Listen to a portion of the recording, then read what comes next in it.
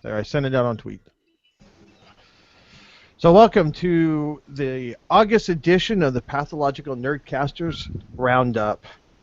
I am your host, Jason Hancock, and with me tonight we have Brandon Burke.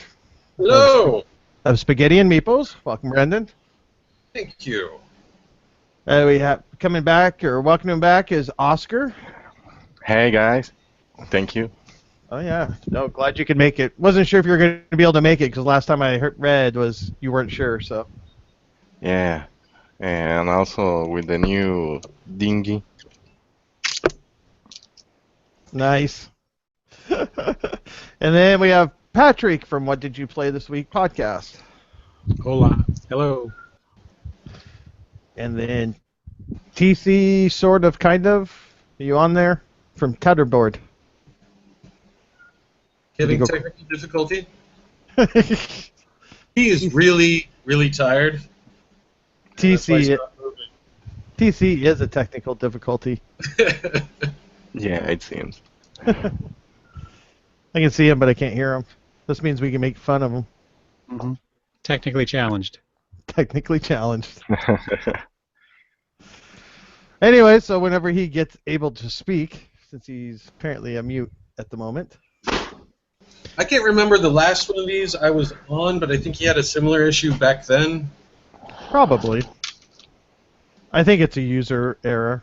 The ID10T error. Yeah. So I thought it'd be fun tonight. I know Patrick is getting ready to go to Gen Con, so I figured we'd talk a little bit about that and what everybody's games are that everybody's looking forward to coming out or being announced, because there's already been some announcements trickled. I think most of us have played Scythe. I don't think, Oscar, you said you're playing this coming week, right? Oh, he's gone. Patrick seemed to be frozen. I'm here. No, I meant TC. But so, Oscar, you're playing Scythe this next week, right? Yeah, I was supposed to be playing it today. That was the reason I may not be able to come, but we had to reschedule. Oh, no way. This is way better than Scythe. Maybe Thursday, we will see what happens. If we can get people together to try to play it with 5 people or at least 4 of them. Nice. So is it your copy or friends? No, our friends. Right on. All right, so who all has played? So, not. Oh, Patrick, you haven't played it yet? No. Oh, I thought you had. All right, so apparently just me and TC have played. TC back? How about that? You there, TC? Seems like he's back, but we can hear. He almost moved. There he is. Can we hear you? No? No. No. Well, until we can hear him, what did you think of it? I've only got a chance to play it once so far. I don't own it, but I will be picking it up. Okay. So, it's definitely more Euro than what you would think for being a mech game, which is fine with me. I think that's where I think that's where some of the people have been kind of disappointed about. It isn't as combat heavy as you would think a mech game would be. Yeah, that's actually, I heard, read. 2 things I read. One is that it doesn't have to be that combat heavy, and then 2, if it is, it can end pretty quickly. Does that seem accurate? I don't know about how ending too quickly, because you still only get, because usually unless there's another thing that triggers the game end, usually if there's like categories, you each get a star in if you do certain things in one of the categories. When somebody hits all 6 categories, or when somebody hits 6, gets stars in 6 of those categories, then that triggers the game end. So I think you only can do combat in one of those. So unless there's something else that triggers it, we can see you, TC, but we can't hear you. Can you hear me now? Hey, we can hear you now. Okay, sorry, little snafu. That's all good. Sorry. You were talking about Scythe. I was getting all excited. Okay, go on. I will listen. Please repeat. I will listen. So TC, correct me if I'm wrong, because you've played it more times than I have, but I've got 3 so far. 3 so far. But 3.5. Yeah, that's true, because you bailed on us in R1. I did bail. So, whenever the way the game ends is there's 6 stars when somebody gets 6 stars, right? Yeah, TC? it's their achievements. Yeah. When you get your 6th achievement, you immediately trigger it in the game. However, that doesn't necessarily mean you'll win the game. Right. So Brandon asked if it's if the game ends up being combat heavy, that the game could end pretty quickly. Have you seen that, or do you know of that? Well, the game actually really restricts you in combat because unless you're one particular faction, you only get 2 achievements for a battle. Any more than that, you're not going to get any more achievements for it. So it is not a combat-heavy game at all. And that was what really threw me for a loop the first time and a half I played it. It is 2 achievements in the combat? I thought there was only 1. There's one faction that can get multiple achievements for winning combat. I think it's the black one. I'm not entirely sure. Right. But everybody else, if you win, it doesn't matter how many battles you win, you only get a maximum of 2 achievements. And so if you do your 3rd one, it doesn't matter. You're just doing it to be a douche. Richard asked if anyone getting Cry Havoc or know how it compares to Scythe. I am intrigued by the name Cry Havoc and the art, but I don't know anything about the gameplay. I saw it at BGG. Have you? But I've not played it. I mean, I just saw a really quick demo of it. It's I don't know how to describe it. I can't compare it, so I don't even know how to describe what to say more about it. So, what kind of mechanics are in Cry Havoc? I'm not sure. More like a dudes on a map, sort of a lot more area control. It looks a lot like Nexus Ops. Oh, okay. It's but you don't roll dice for fighting. You there's 3 positions you put your army on the map. It's like hold it. There's like hold it, take captives, or kill people. It looks really intriguing. It looks really interesting, but it looks way more aggressive than Scythe. Yeah, it seems really combat oriented. Mm-hmm. Heavy combat, taking over your enemies sort of game. Yeah, but it's a Portal game, so I'm very interested in trying it. It looks pretty. Yep. Hopefully the rulebook doesn't stink. Oh my goodness! Gee, are you making a reference towards Stronghold, maybe? Well, the Robinson Crusoe rulebook wasn't all that great. I forgot about that one too. Yeah. Did they update that? Didn't they have a? Grogan's working on it right now. It hasn't Okay. come out yet. It's going to be coming out soon. So is Portal actually going to reprint that? Yeah, they got the license back, and they're making their own separate version. It's not going to be significantly different, basically, from what I've heard. I'm going to hopefully, corner Paul and talk to him about it more when I see him. But from what I've heard, it's really they just got the license back, and they're doing their own version, but they're not really changing the game significantly. New rulebook, new cover, the cards are the same. That's all I've heard so far. Yeah, it'd be interesting because they have one expansion for that, the Beagle. AEG, yeah. So hopefully that is able to work with that newer edition too. So hopefully too much stuff doesn't get changed. Yeah. So Richard, I don't know. We don't know.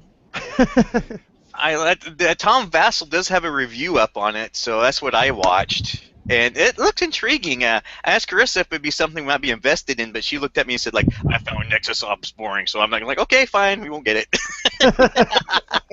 Nice. But if anybody, it's just like Scythe. If anybody wants to play it, I'm in. Bring it. Yeah. Carissa didn't like Scythe, right? No, she did not. She found it very boring. Huh. But, So what was it she didn't like? I mean, what was boring about it? Okay, let me get my list here. oh my goodness. Well, first of all, she wasn't necessarily convinced it was a true 4X game. There was like very little to no exploration on the game because the map's already set, so you really didn't explore it. The only exploration were those. What do you call those, Jason? They were not events. They were called something else. Where you drew the card and you just had the picture and you chose. Oh, encounters. Encounters. Thank you. Yeah, and what the encounters ended up being were just another way to get resources. So she didn't feel like there was much choice. You just basically chose one. You got to choose one of 3 things, and you basically got to decide how hard it hits you. There was no exploration on the map. All the resources were already set on the map. It just felt very still to her. And then once we figured out how the combat worked with the dials and everything, and mainly the whole game's about posturing your mechs instead of actually fighting with them. Right. You know, honestly, it wasn't her style of game, especially coming after games like Washington's War and Liberty or Death, and really aggressive war games where posturing really matters, and going into battles and trying to figure out what to do. It just didn't grab her attention. Right. And I can understand that. I mean, going into the game thinking it'd be a 4X war game, I don't know what else to say about that. So basically, it was kind of what her expectation was. Yeah, and then when the back of the box specifically says this is a 4X game, and she's looking at it going, no, it's not. I'm like, well, okay, sure. But another thing that was interesting about Scythe is that usually I get people mad at me because I'm aggressive. I'm like this aggressive douchebag. The last game of Scythe I played, I actually got punched for being passive. And someone actually being a sycophant for sucking up to him, and I won the whole game without throwing a battle because I figured out there's a Yellow faction, and the Yellow faction, I don't remember their names. I wish I could. I wish there was more theme in this thing. But the Yellow faction, essentially their power was you can play a combat card. One combat card is one resource, and when you went into battle, you drew a combat card for someone. And if you go into battle and lose, and at least dial 1 on the power dial, you can draw a card for losing. So I was just going in battles drawing cards. I didn't care if I won or lost. I just wanted resources. So I was like flying my dudes to suiciding them. Because when you die, they just get punched back to your starting area. There's like no real penalty for it, It's like, okay, fight me. Will you lose? I beat you. Okay, I didn't want him over there anyway. I'm just going to go back to my home base. I'm going to go over here now. Thanks a lot. Oh, and by the way, I drew a card from you, and I got a random card draw. Oh, by the way, I'm stockpiling these 5 cards, so now if I really go into battle, I want to kick your butt really bad. So everyone was like terrified of engaging with me, and I never fought once. I fought one battle in that whole game, and it won me the game. Nice. I had so much fun. Are you sure you want me to move here? I'll move here, David. David, no, is it okay if I move here? No, I want to make sure it's okay. Shut up, TC. I don't like when you play this way. No, I don't want to fight you. Really? Is it okay if I go here?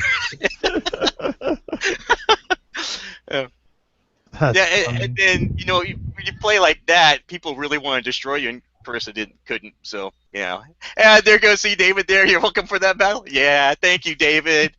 David was so nice. Let me tell you how nice David is. Let me tell you, I really wanted to go in the middle of this game, and another guy was there. I'm like, man, I'm gonna have to go in there and like whittle him down to get him to spend his cards in power, so that I can go in there and take it. And David went right before me. I was like, okay, that saves me a turn. And then after he took it, I just kicked him out. Nice. That's so funny. I love this game. I wish I could get Carissa to like it. So with the versions you guys have played, have you played with the normal or the high class hardcore component version? I made Eric buy the super expensive one. For which one? For Scythe. Oh, it's the for same Scythe. copy that I played with you with the really nice pieces and everything. That's the metal coins. Metal coins. Yeah, the problem with the metal coins though is that the 10 and the 5 denomination coins are the same color. Hmm. Oh, that's right. David didn't win that combat. Well, you did a favor for me anyway. So, yeah, so I'm like cashing out my coins. I'm like, wait, this is a 5. This is 10. Oh crap! Hang on, I messed this up, guys. I gotta because they're the same color, so it's really hard. So be careful. 5s and 10s look the same. Wow. Okay. I wonder why that is. I wonder why they did that. That's not very. No, they're really nice coins. It's a Eric's successfully defended the factory and you took him out. Yeah, that's right. I'm sorry. I just know you went in there, David, and you softened him up so he spent his big cards, and I just walked in there and just waltzed over it and took it from him. Nice. Yeah. Yeah. Sounds like good timing to me. Yeah, it's a good year. Honestly, if I had to play a farming game, I would pick Scythe. I would, because I'd rather have giant robots instead of giant robots picking your sheep. crops. Yeah, and these giant robots are like a TARDIS. They can hold any amount of anything. Yeah. It's like you can just shove as much crap as you want in these things. I don't use them to fight. I use them to move all my crap around. Yeah, no doubt. So, Patrick, are you looking forward to playing it? Do you have any interest in playing it? Yeah. No, I think I'm interested in it. I just, it was so hot that I just figured there was going to be a glut of them on the market. I didn't know who was going to get it around here, and so I just figured I wouldn't get it, and it would show up. I'd get a chance to play it. Maybe you can play it while you're at Gen Con? I might. I don't know. I don't really have any specific plans for Gen Con. Actually, Brandon has me scheduled for like 8,000 interviews with That's vendors and game companies and stuff. I've never done that before. I'm like, I just go to play games. It's taking this whole media thing way too seriously. Right. Oscar, you're looking forward to playing it still after hearing us talk about it, or no now? Yeah, I'm still interested in playing it. Sweet. It's a good game if you can appreciate what it is. And I think it's real important. I mean, I could rant about Scythe all day and how things I don't like about it, but I think at the end of the day, the important thing is that we as people... Brandon, speaking of the devil. Hey, Brandon. 8,000 vendors.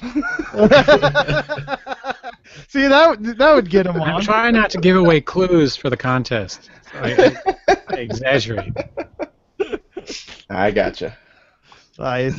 So, Brandon Burke, are you looking forward to Scythe? Yeah. So here's my history with Scythe, because everything's a story for me. The artist who originally did the work, Jakub Brzezalski, I might be screwing that up. Maybe, possibly, good chance. But I found his art probably a year before Scythe was going to come out, because I'm a hipster like that. And I'd been following him on Facebook and loved his artwork. And then when I saw that they were taking his artwork and putting it into a game, I was hooked automatically. I didn't even really care what the mechanics were going to be. I was like, this guy does such great work.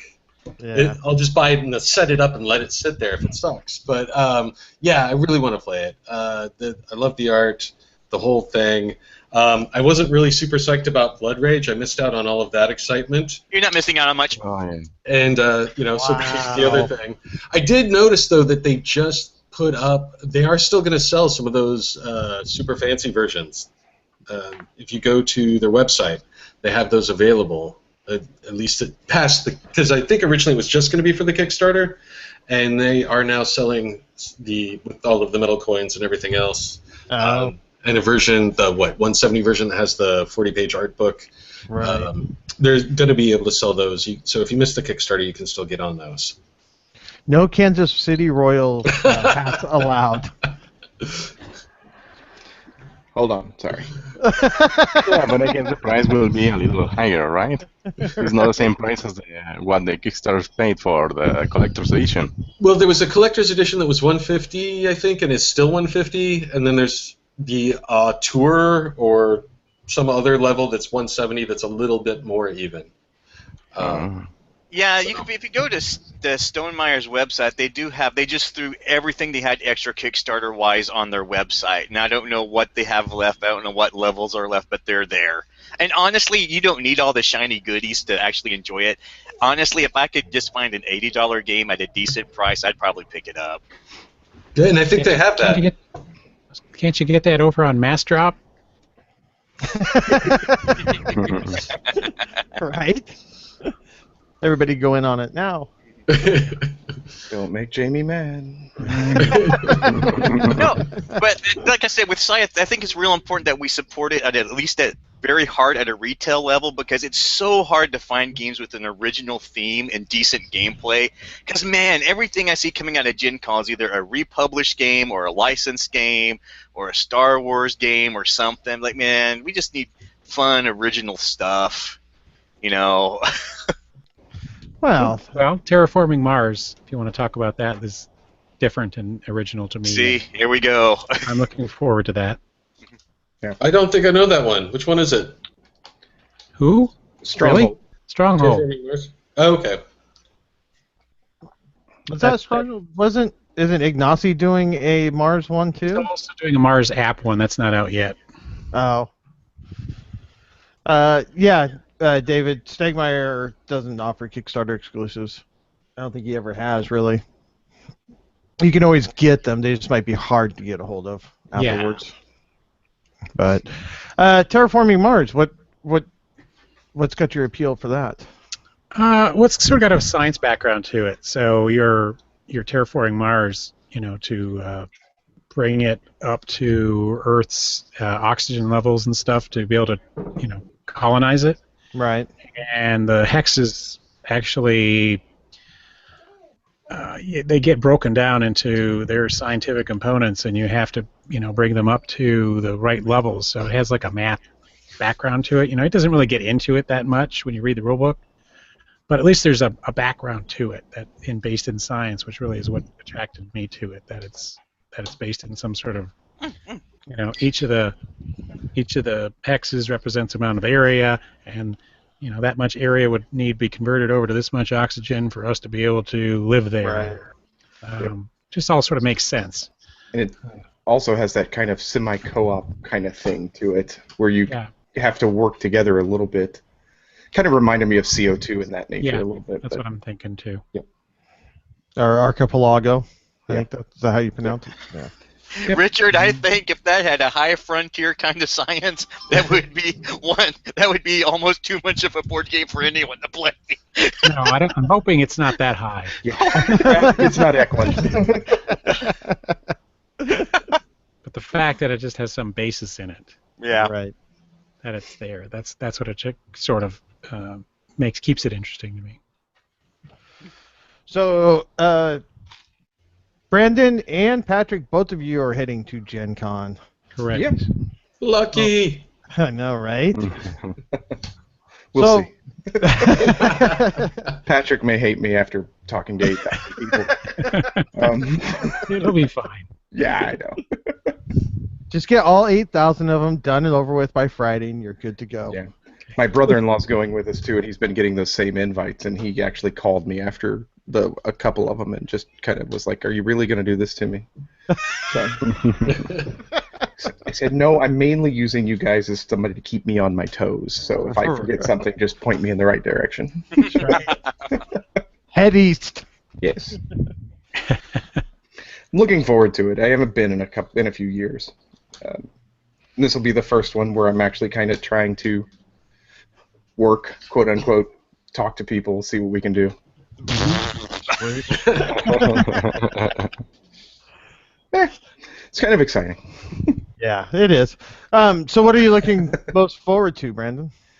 What am I looking forward to, game-wise, or just Gen Con-wise? Event-wise, Gen Con-wise? Gen Con-wise, I'm just looking forward to meeting a lot of people that I've talked to online, and I realize that Gen Con probably isn't the best place to do it, but we'll make do, and we'll meet as many people as we can and talk to as many friends we've made over the past couple years, and do that. Event-wise, I'm not really doing anything. I'm going to the Nerd Nighters on Thursday night, the charity event, and then other than that, I am actually, after talking to Marty and Tony, I am really, really looking forward to playing Adrenaline with Paul Grogan. So, Adrenaline, what's that? It's a new CGE game coming. Are they actually talking about releasing it at Essen? I think so. It advertises itself, and it's a really weird way kind of to advertise. It's a first-person shooter board game.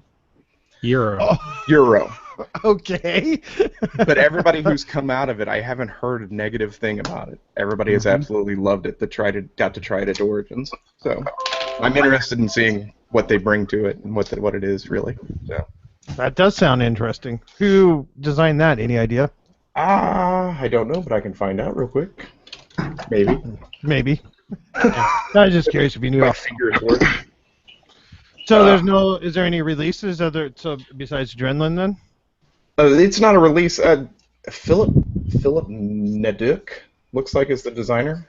CGE Rebel PL doing it. The only other thing he's got on his resume is Goblins Inc. So. I haven't tried that one. Huh. Yeah. So, release-wise, of course, Cry Havoc. We talked to Grant about a month and a half ago, and he just kind of beat it over my head, and it looks like a lot of fun. So. Well, I want an update on that one. Let me know how it is. Yeah. That, and if you manage to get through the Fantasy Flight, I don't know what the line from heck. Take a peek at the Star Wars Destiny collectible dice game. I'm intrigued, but I'm very worried. Yeah, I'm honestly just avoid Fantasy Flight. Just what I was gonna say. I'm honestly probably gonna avoid that general vicinity. You may not be able to. It may just be like the way Asmodee's buying everything out, it may be the whole thing at this point. I've got a map somewhere. It's funny to look at it because it says Asmodee. Just in random spots. So. But no, yeah, Fantasy Flight's right inside the doors, or they usually are right there past AEG. They've got a big one, so you'll have to fight past all the people waiting in line to get a number to wait in line to get a game. Well, just look at people's reaction playing it. If you see a whole bunch of, that's all I'm really interested in. I will try to sit down and get a demo of a couple things.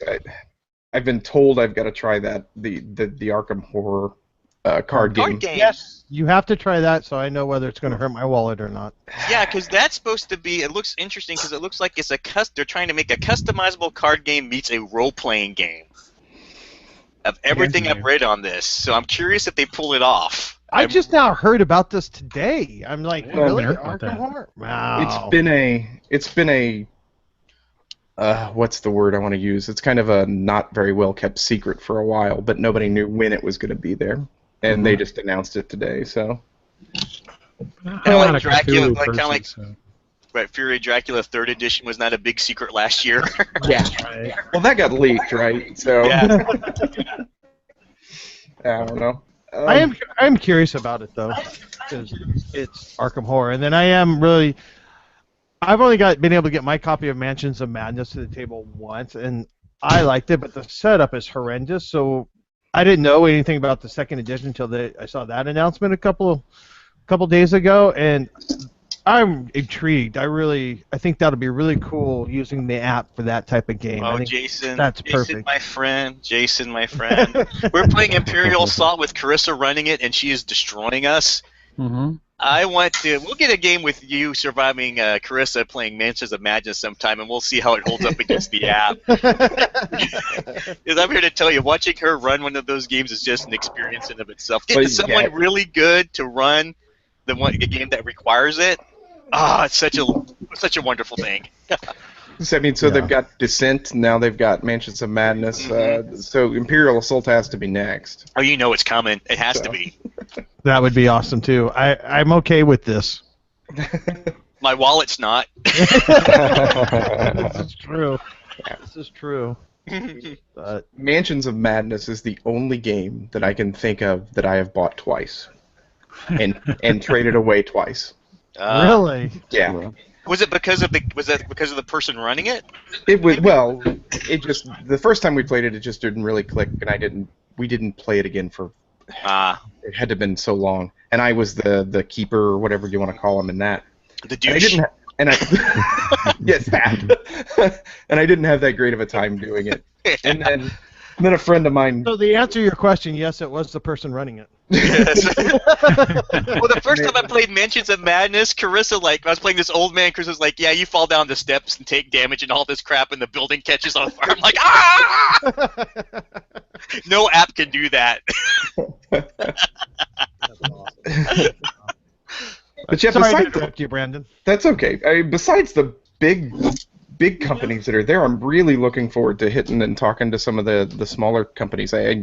It's cool to see the Capstone Games is going to be there. I know Patrick knows Clay, I think, and we'll sit down and talk to him. Really interested in to see what they've done with Hospital Connect. See if they can get me to part with my money to pre-order it there. So. Do you know if Seafall is going to be available at Gen Con? Yeah, limited quantities. See, that's the 4X game I'm looking forward to. That's going to be make my money. I pre-ordered that from Plaid, so I'm not going to fight the lines. Yeah. Right. Yeah, I didn't even hear about that till Plus today. they're way back in the back again. Mhm. What Yeah. was that, Brandon? Other Brandon? Yeah. Is that Burke that said that? Yep, I think so. I think he said he hadn't heard about it till today. I hadn't heard of it until today. Yeah, Oh, gotcha. Seafall? looks good. Yeah, it does. Yeah. I did not hear about it. They've been kind of, Rob has been talking about that off and on since before Pandemic Legacy. Yeah, that's been a big tease for a long time. Yeah. Slacker. See, you're just not so hipster as hipsters you thought you were. I'm looking forward to that. I think that'll be really cool.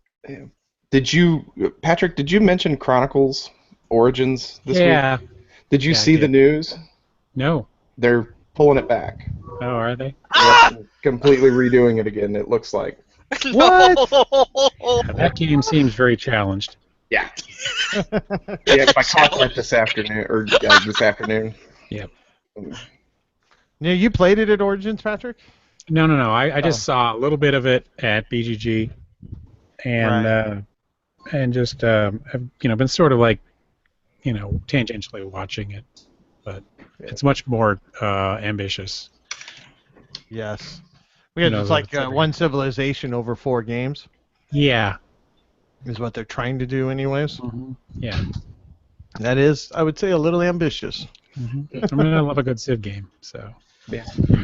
So, what are you looking forward to, Patrick? Well, I pre-ordered 4 games. I'm loving that companies are pre-ordering more now. So, I'm picking up Ice Cool, which is a stupid little kids game flicking weebles around a maze of some sort. Sweet. Codenames Pictures, just because I like Paul and he's a buddy. I play tested that at Origins. It was fun. Vast. It looks fun. Oh, I'm waiting on Vast. Sounds pretty cool. Yeah. Because Derek's been talking about that on our show a lot, and it sounds pretty neat. I like the idea of being able to play the cave. Yeah. In a dungeon crawling sort of game. And I backed Star that on Trek Kickstarter, waiting for my copy. Okay. Yeah, I didn't hear about it until he started talking about it on the show. I totally missed the Kickstarter and any history. Oh. And then Star Trek Ascendancy, because I'm a Star Trek sucker. Geek. Have you played Frontiers yet? Star Trek Frontier? No. I'm a little gun shy of the just it being a retheming of Mage Knight. Mage Knight didn't go over very well. It's a little too heavy. Oh, So I skipped it. You're not a Star Trek geek. I know how. I know. My cred's slipping just a little bit there. Just go let it go. Let it go. No, it's honest you should say that because I've run across a lot of that. A lot of people won't try Star Trek Frontiers because they didn't care for Mage Knight. Right. Yep. I mean, I thought Mage Knight was okay. It didn't hold my attention long enough. So. Well, if somebody would buy it, I'd be willing to try it. So. Yeah, I'd try it. Yeah. So, Oscar, do you guys get a lot of news down there about Gen Con down in Mexico? I mean, is that big down there, or are you looking forward to? We are just on our donkeys walking around. We all have. Well, you guys have your own. You guys have your own big one down there, don't you? No, we have the mole in Mexico City, but it's not like a gaming event. I have been talking with a guy, Salomon, a friend, about doing board game related events, but we are still on the chat about that. Because he's making board game tables. I think you maybe saw the video I uploaded. And well, I talked with him, and he said maybe we should start trying to do that. So I reached two companies now to see if we can have a game launch. Game launch, when a new game is released Right. in a store to bring more people, to bring promotions, to show the tables, to show the store, to show the games. But I'm still waiting on the second reply. Besides that news, well, we have internet, so we get news. But I'm not that aware of what is going on in Gen Con because I'm more like, okay, let's wait and see what can be brought, maybe through the beer or any other company. Even so, the stores bring whatever we want. We can say, okay, you know what, I want Scythe, and they say, okay, I will bring Scythe. Right. So, So, is there? Do you see a lot of companies after Gen Con? A lot of publishers in Mexico after Gen Con announcing what they're bringing over or what they've picked up? nah, No. not really. Okay. I was just curious how the distribution factor worked, because now you've got companies here bringing a lot of games, publishers here now bringing games from Germany and publishing them in the U.S. and just kind of almost straight porting them. I was wondering if some of those were some companies in Mexico now were porting, doing the same thing there. There is a store, Circo Games.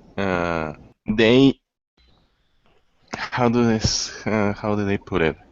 They work with Stonemaier Games, so they could make the order for the Kickstarter games through them. So instead of I buy the game and pay the $20 shipping, I give them the money, let's say the $50, and maybe 3 extra or 5 extra, and that way they will bring a big shipment. Yeah. Sort of a way to save money for everybody, so they could be the retailer, the distributor of the game. Mm-hmm. Yeah. But that is the most that I have been seeing. Circo Games, maybe Pyramide. Some stores are trying to do that. They are getting the customers. Once they know what they want, they will make a big order. Almost kind of like a pre-order system now, then. Yeah. Kind of. Interesting. So, is there anything from Gen Con, anything that's grabbed your attention that you hope to see? Not so far. No, I heard about, the Tigris and Euphrates that is being reprinted. Which one? Tigris and Euphrates. Tigris and Euphrates! Yeah! Don't get TC started on that one. Classic masterpiece. I love that game. I lose every time, and I love it. I think we were going to win that one time we played, but we had to cut it short. Yeah. Dude, I've gotten massacred in that game, and it's so tasty. Yeah, I heard something about maybe $50 a new one, something like that. Sorry, what was that? I can remember the kind of wars. There's like inbound and outbound wars and internal and external, but in a Fantasy Flight reprint, they cleaned it up and called it Revolt and War. So it's a little, but it's such an abstract game. It's so abstract. There's hardly in it. They try to make it like a Civ game. It's not, but God, it's so good. I don't care. GC is Rainer. Rainer makes abstract games. Yeah. We know that. Yeah. Yeah. Still really good. Really good. Yeah. Fantasy Flight really punched up the components for that when you compare it to the first printing or the original printing. Yeah. That's it. It's just good. I just can't. That one. That was such an awesome find this year. Oh goodness. Like where have I been, man? Sweet. So, Brandon Burke, is there anything that you're looking forward to? No, I haven't been able to keep up with anything. And even right now, my life is crazy. I'm making dinner right now. I see that. This is how busy I am. You didn't invite any of us. No kidding. I didn't even know I was going to be making dinner until 5 minutes ago. So they have food trucks at Indy. There you go. Yeah, no, but I saw Seafall. That looks really good. Honestly, I still haven't played Twilight Struggle. Yeah, the copy I gave you to play? Yeah, TC, that you'd let me. I haven't played Twilight Struggle, and then today we just got Lanterns and Catan Jr. in the mail. Oh, So nice. I think Friday, so my last class is Thursday. I'm going to relax the rest of that day, and then Friday morning, getting up and starting with the games. So. Nice. Well, Brandon, hang on, because I got a group for Virgin Queen if you and your wife are ready to go sometime this year. Sometime this We'll have a 3-week window at the end of August. That's when we'll have to do. Okay. So, but yeah, I've just been sort of following everybody's feeds and seeing what everybody else is interested in, and I haven't been able to research it myself yet. Nice. No. I know we were going to talk about it at the beginning, but since we got sidetracked into games, imagine that. I did want to talk a little bit about Stranger Things because I've watched like the first 4 episodes. Have you watched it, TC? I binge watched it the whole weekend. I watched all 8 episodes within a weekend. And my kids, we all watched it. We loved it. Nice. So good. That's good. So,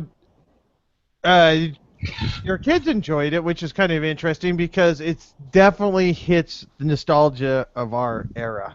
Yeah, it's like The Goonies, you know, Yes. or have you seen the movie called Super 8? Yeah. Yep. Yeah. It reminded me a Oh, lot of Super 8. I mean, really Except much. for my this is wife actually said. good. Yeah. Well, and Well, even E.T. and That's all what of I those said, movies. E.T. Yeah. Yeah, no spoilers either, David, because I'm only about 4 in too, so we won't kill any spoilers.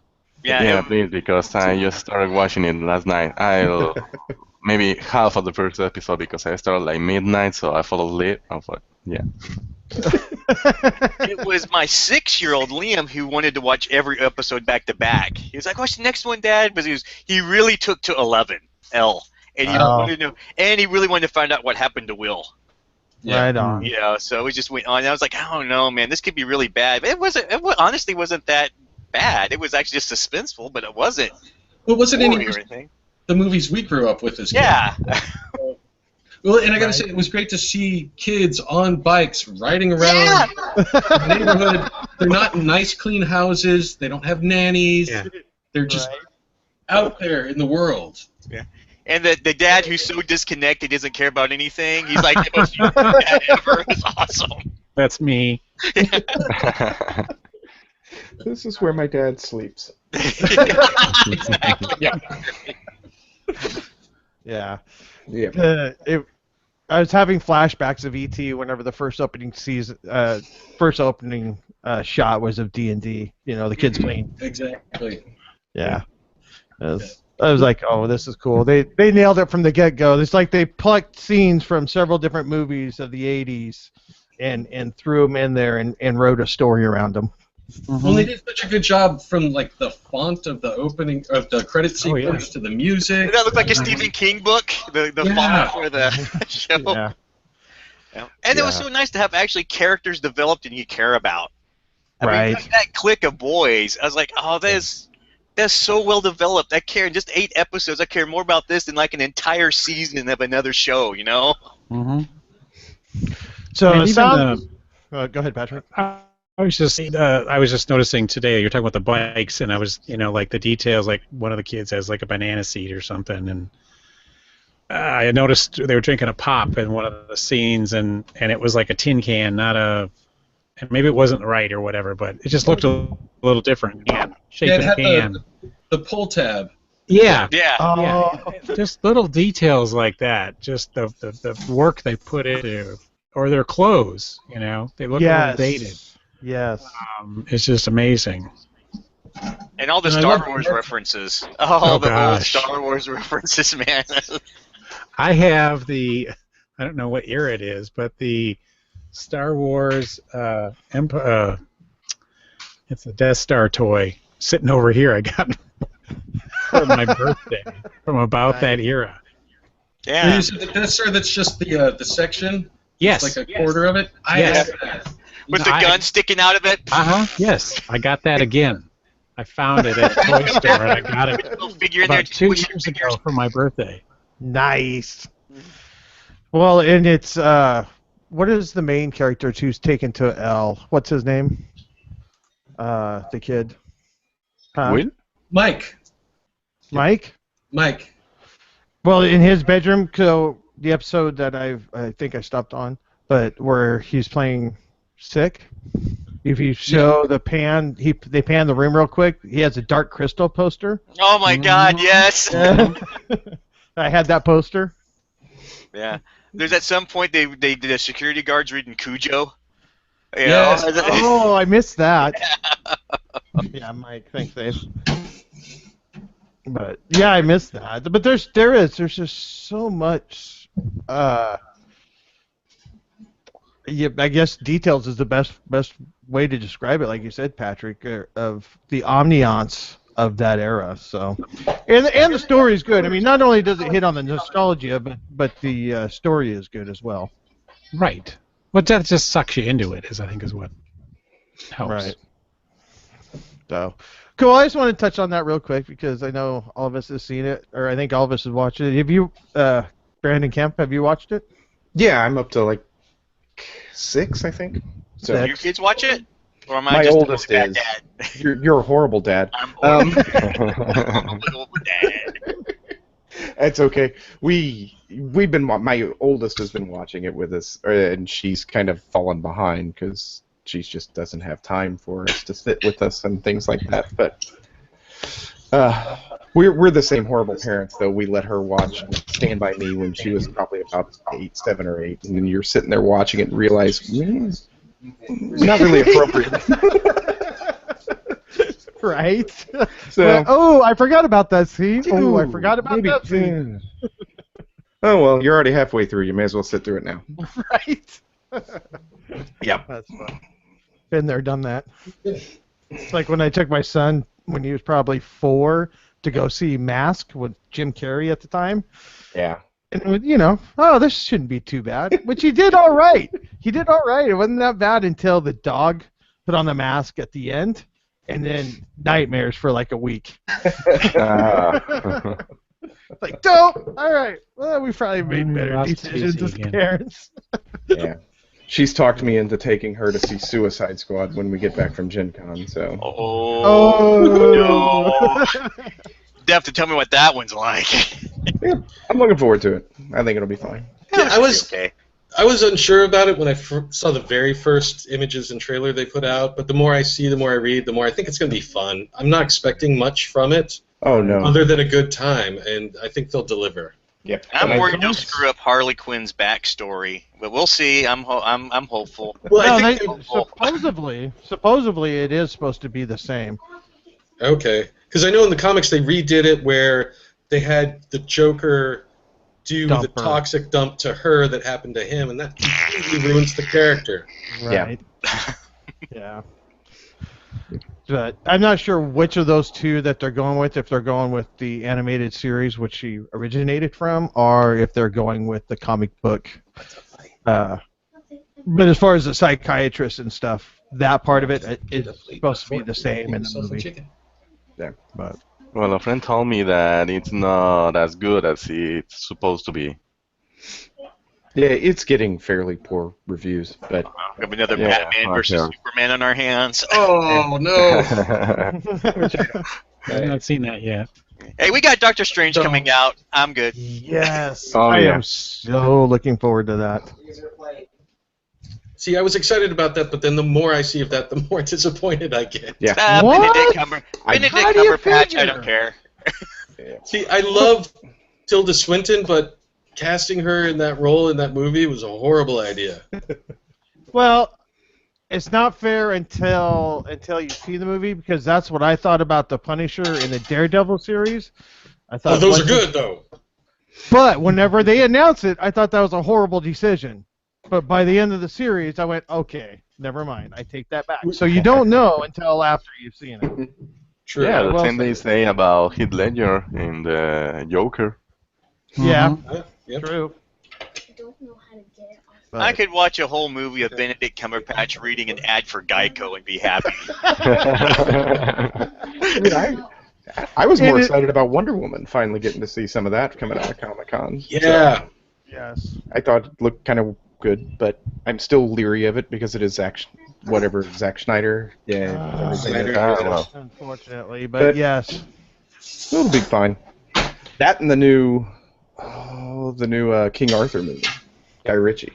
So I've been kind of avoiding that trailer because Oh. do we need a King Arthur movie? But I could be I think wrong. we needed one by Guy Ritchie, but it looks iffy. It looks iffy.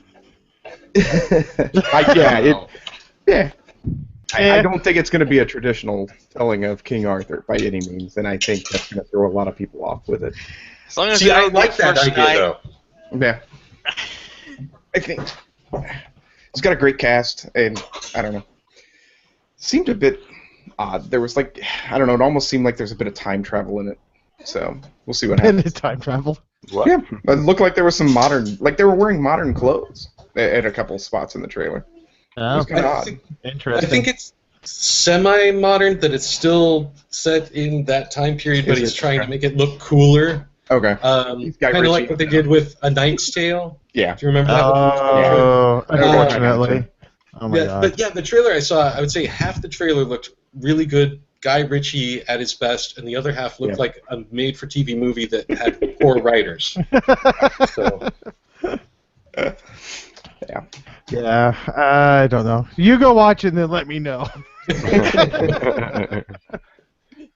I talk big about movies, but I haven't been to a movie in ages, so. it's $80 just to go. I know. Mm-hmm. They look so cool on my TV, and then Right? looking at the bank account, I'm like, yeah, Redbox isn't that expensive.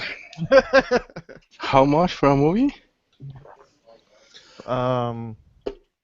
Depending on. I was going to At say, least our 10. theater here will charge you about, I think we're up to $12 a ticket for adults.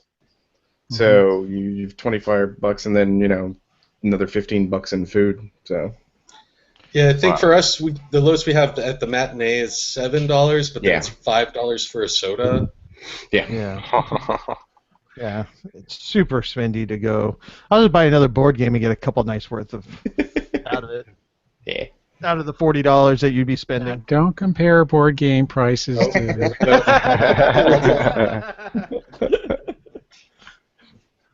Yeah, I can I'm do that. spoiled, man. We went to the recliner place to see Star Wars for Christmas, and now that's all. I'll either stay home or go do those. Yeah. So I just don't go to movies anymore. It's really bad. It's not often I do. Mostly anymore that I'll go for the Marvel movies if because those are about. We did go see Ghostbusters in the theater, and I highly recommend it. I know a lot of people have a lot of issues and are saying a lot of volatile things like it ruined their childhood, but they're dumb. Right. And it's a good, entertaining movie, and I highly recommend it. It was such an average movie to begin with, and then Right? Look out, the guy come get enjoyed you. it. It does have nostalgia to it, but really, it can be improved. I don't know if it can be improved, but it definitely can be redone. Yeah. And nobody can ruin my childhood worse than what is that director's name? Because I hate his movies that did Teenage Mutant Ninja Turtles and Transformers. Mr. Michael Bay. Yeah, Mr. Explosion Man himself. Exactly. So He's as long not as as bad he as hasn't Uwe touched Ghostbusters, I know it's safe. But I think Uwe Boll just kind of tries to be worse. Right. I read that the only reason he was able to make movies is because the Russian mob needed to launder their money through a production company, but then they found different ways of doing it, and his movies were doing so poorly it didn't help anyway. And so now he has to turn to Kickstarter, and no one will give him money because his movies are so bad. Oh my God. That is bad. Nobody will give you money on Kickstarter. You can say hi. Hi. Hi. Oh, Hey. Oh, she can't hear you. There you go. Hello. There you go. hello. Hi. Oh, that's Brandon. That's Oscar. That's Jason. That's Patrick. That's TC.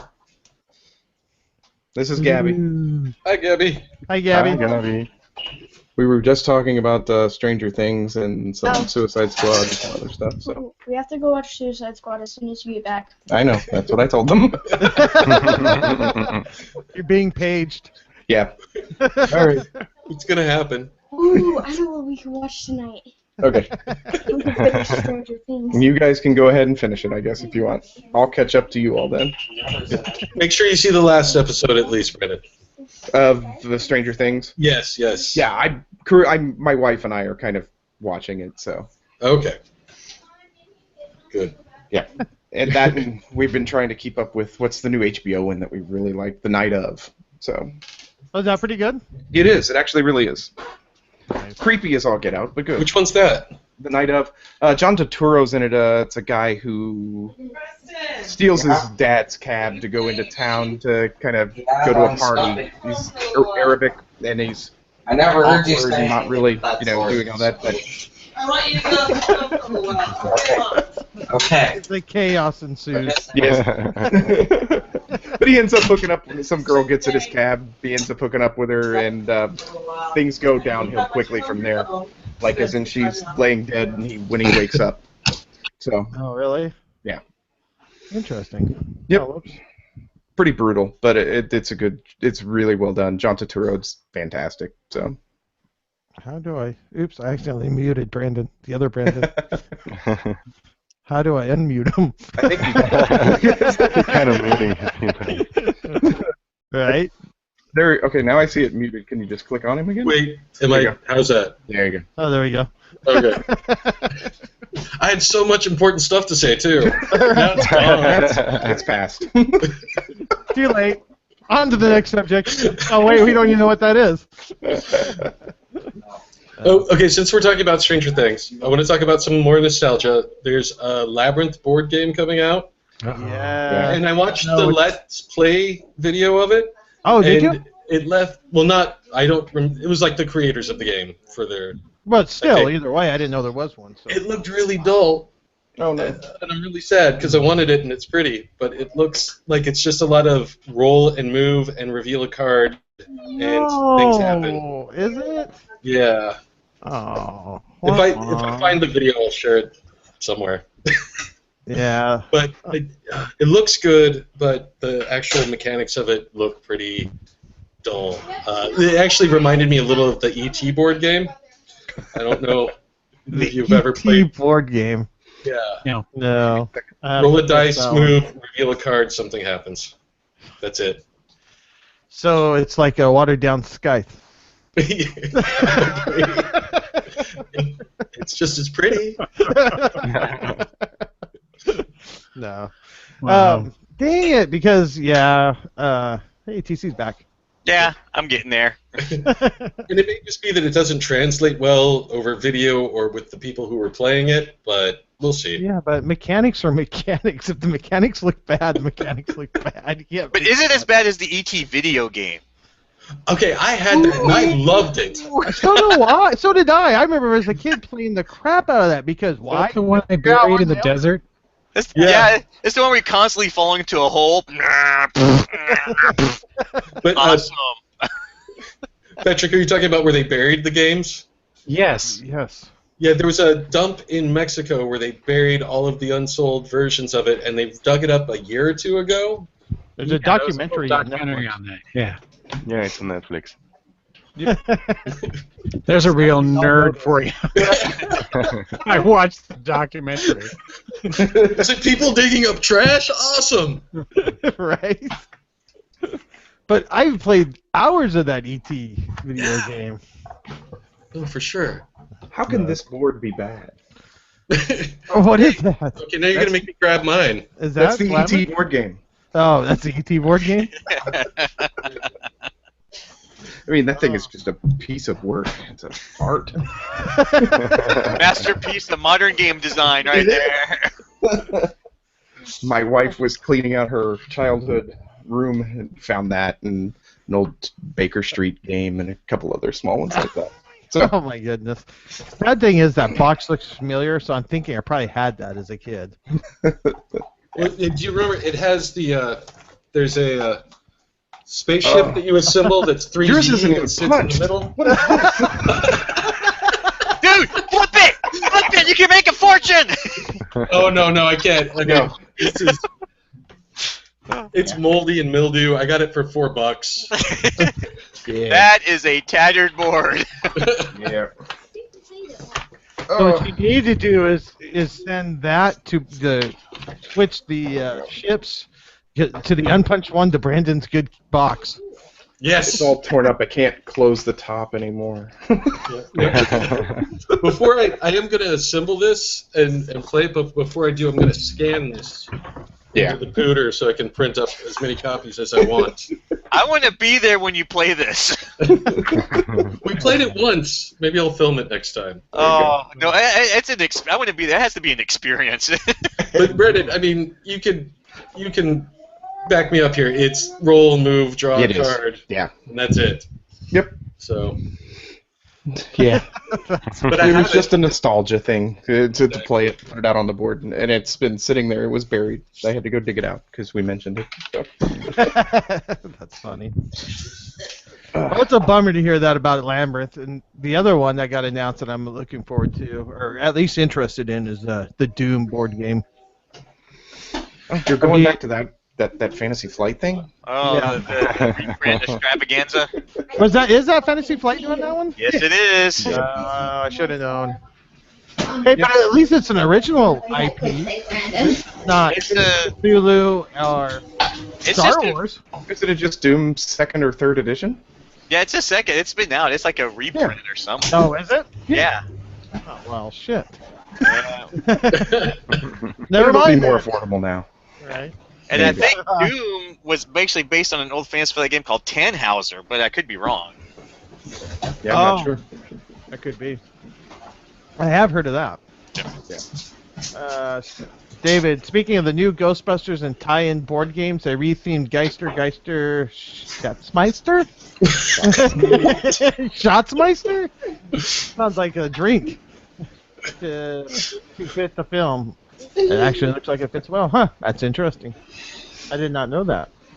Yeah. I've been holding out on getting the German version of it, so I'll get the Ghostbusters version. There you go. I don't even know what that version is, so I'm good. I saw something that's coming out. I can't remember the name, so that's going to be great. It's like Koldsvacht or some sort of German World War II thing with a really weird name, Koldschnatz. Koldschnatz? It's something like that. Yes, Koldschnatz. Sounds like a drink too. Colditz. I see a theme going here. Colditz board game. Colditz. Huh? Is that ringing a bell for anybody? Colditz, yeah. En español es la fuga de Colditz. Let me see. Is that helping? Oh, it's the old Escape from Colditz. Okay. That is a game like what was the bumper? Dracula, the Fury of Dracula, that you had to run from Dracula, but in this one you are running away from the Nazis.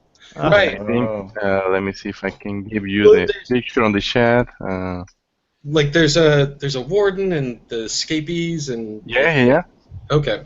Yeah, I played it in Spanish. It's La Fuga de Colditz. The runaway. Yes. You try to escape. The escape of Colditz, something like that. So you've played it before, Oscar? Yeah. What did you think of it? It was cool to be a Nazi, but everybody hated me. That's what they should. Oh. Right. Yeah, I think that is the one. That's the one. But yeah, they're gonna do a reprint in English that's coming out in the next couple of months, I think. Oh, really? Cool. Yeah. Interesting. Oh, yeah, that's it.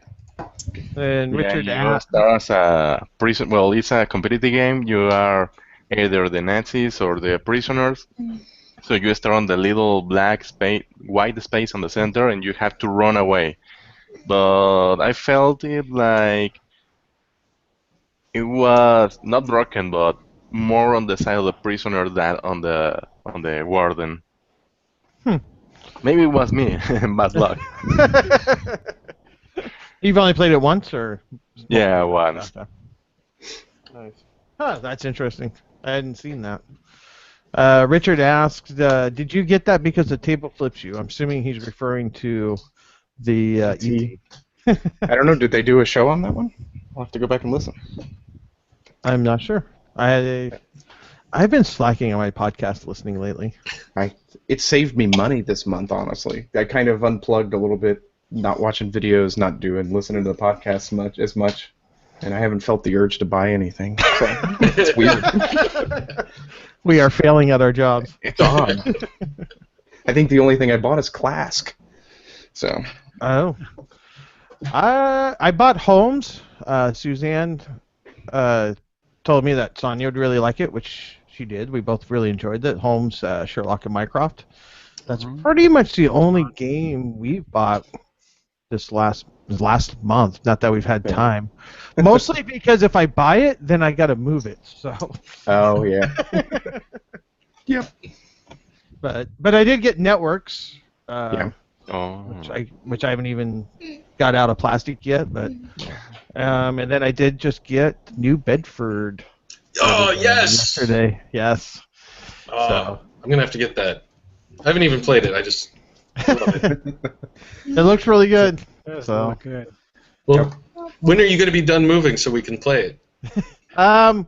Hopefully in about 2 weeks. It's kind of teetering on a couple of things. We're waiting floors to get done and stuff like that. So. I think we're going to get Pseudo moved in, and then once the floors get replaced, then we can actually move everything into the dining room and living room. So, a couple weeks. Then, yeah, we'll definitely have you guys over. Excellent. That, and then I got Islebound from Kickstarter, too, not too long ago. So, I look forward to playing that. Yep, I think I got Walk on Fire showed up, and then New Bedford, of course. My bottom of the ninth, the first half of my executive suite showed up. Oh, nice. And I think so you ordered the full. Yeah, I caught up on it. Okay. So what got shipped right now? Just the base game? Just the base game and those first few extra packs, the promo packs that came with it, the Sentinels cards and things like that. Oh, okay. Yeah. Something's arriving while I'm at Gen Con. Something? We don't know yet. We don't know what. It's got a FedEx notification. Yeah. Hey. I was expecting a big rush of everyone trying to get stuff out, but so far it's only been greater than games, really. So. Yeah. Well, they had the Spirit Island. I thought was supposed to be done by Gen Con, but apparently not. Yeah. I don't remember what they had on the date, but I was thinking time-wise because it had been a while since that was on Kickstarter. So yeah, I was hoping to see that pretty soon because that looked pretty cool. Yeah, we were supposed to get Thief's Market before Gen Con, but we're not. So wah. Yeah, but Gen Con goers can go buy it. Anyway, they're right. Yeah, don't even get me started on that. Yeah, it's all right. It is. We're not short games, are we, Jason? Yes, we are. Oh, we are. Okay. Always short. Oh, okay. Did I mention I haven't bought anything in July, so I've got to be short, right? Shaking. Right. Going through withdrawals. Because it's bad. So since we're kind of on the Kickstarter right now, Brandon Burke, is there anything that you've gotten lately? Do you do a lot of Kickstarter stuff? I do. Nothing's going to be arriving anytime soon. There's, and I'm going to blank on things, Heroes and Something by Ed Baraf. Heroes and Tricks? Heroes and Tricks. Heroes and Tricks. And then there are a few there's a couple RPGs by Jim Pinto I'm waiting for. He did a $1 RPG. You get the whole RPG, and at the time when you pledged for it, there was no concept, no idea. It was all designed after the Kickstarter succeeded, and all of the contributors, backers, answered different questions and quizzes and offered up, different ideas for it, and then he started working on it. And then there's another one that he did that's Carcass, that's a sort of post-apocalyptic Mad Max sort of deal. Carcass, the band? Carcass the band. There you go. And then there's March of the Ants. Oh, yes. Most recent one, I backed that, but that's not until November of next Right. year. I don't know. It's way too far away. It is. But Ryan Swisher, who's with them, it just lives a block away, so I can always wander over to his house maybe, bang on his door and go, I want to play it now. I know you have it in there. Right. That's cool. I didn't know Ryan lived by you. I mean, I knew he lived in Portland, but I didn't know he lived by you. Yeah, he's, and I'm not even kidding. When I say a block away, he's a block away. Nice. That's awesome. But yeah, there's so much good stuff that I've been seeing come by on the Kickstarter. I just can't do it right now. There was one, blanking on the name, but it was another Mars one. I think it was just called Mars, maybe, that had 5,000 components, and it looked really great. Hey everybody, this is Finney. Hey. Hi. He sometimes helps me out with videos for Spaghetti and Meeples. Needs a haircut. He's actually I don't know if this will show up, but I just put some blue. Right on. Nice. Hey. I put some gray in mine. Mine's blonde. It's blonde. So, nice. Oscar, have you got anything for Kickstarter? Or I know it's a little bit more expensive to ship down that way, but Yeah, no, nothing yet from Kickstarter. Nothing has caught my heart. nice. TC, anything on the P500? Because we know you just ignore Kickstarter. Still waiting for my 1846, and we just got in contact with Mark Herman, and we're going to start playtesting Pericles. So I'm excited about that. You are going to start playtesting it, huh? Yes. Let me know when. Yeah, we just got it's going to be an arts and crafts project, so we going to get the files, so we got to just put the thing together. So it'll be a family thing. We're going to have an arts and crafts day here this weekend. And Make the kids put your board games together, Hal. yeah, make them earn their keep. Put my game together. Nice. Have you looked at anything on Kickstarter? There was something that was catching my attention, but I don't know.